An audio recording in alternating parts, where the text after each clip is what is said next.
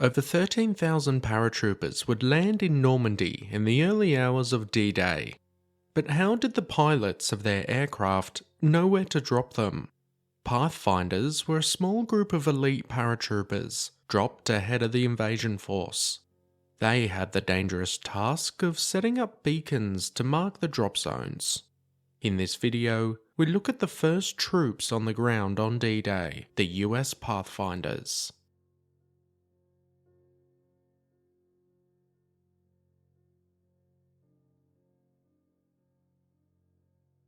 Dropping troops into combat en masse was a new concept adapted by most major powers during World War II.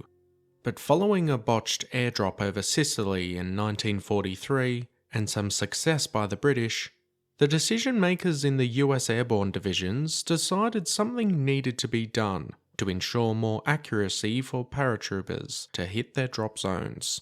Thus, the US Pathfinder role was born. In preparation for the invasion, the Pathfinders for the 82nd and 101st Airborne were moved to North Whittam Air Base in Lincolnshire, England. Their training would be extensive, as they would essentially be the first troops on the ground. They had to become experts in navigation and infiltration tactics. Further to that, their knowledge of the Normandy landscape needed to be spot on, especially at night. The Pathfinders were broken up into regimental groups, so for example, the 101st Airborne 502nd Parachute Infantry Regiment had 3 Pathfinder teams.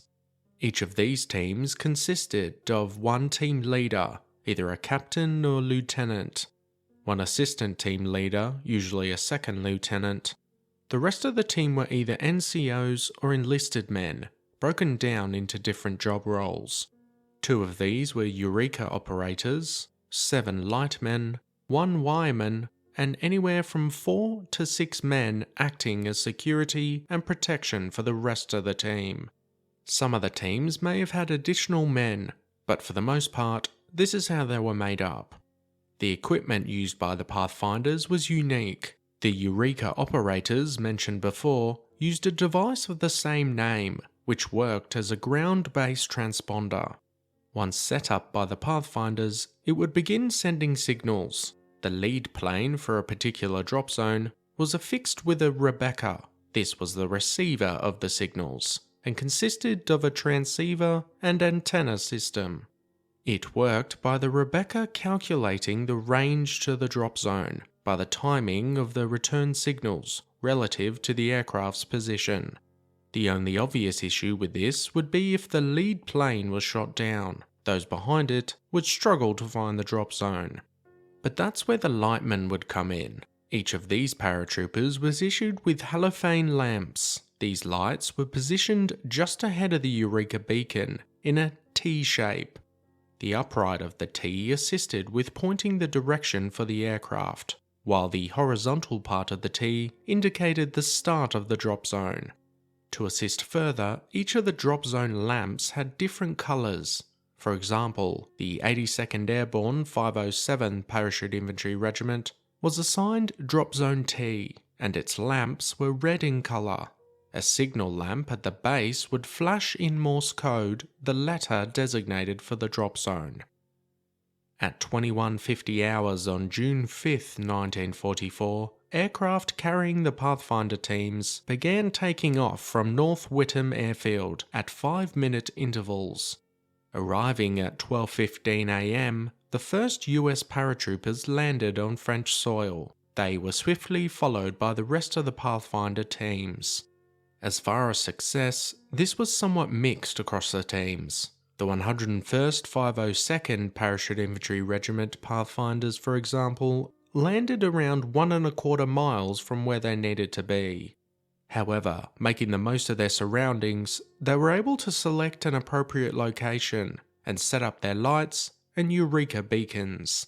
Success was also seen for a lot of the 82nd Airborne Pathfinders, with those of the 505th Parachute Infantry Regiment landing within 400 yards of their target.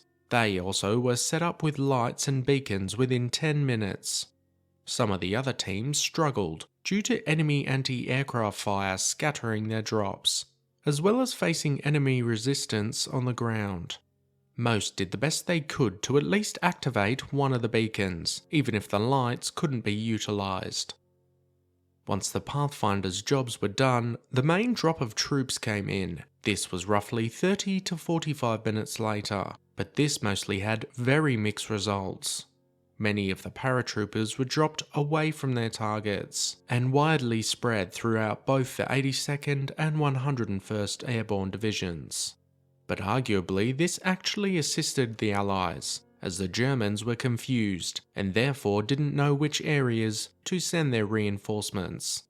In an upcoming video, we'll look in more detail at the drop zones for both divisions. With the help of after-action reports and various maps, we'll go through where every unit landed and how D-Day unfolded. What did you think of the US Pathfinders of D-Day? Did you know how pilots located the drop zones? Let us know your thoughts in the comment section down below. As always guys, thanks for watching. Be sure to hit that subscribe button if you want to expand your knowledge and join the growing Premier History community.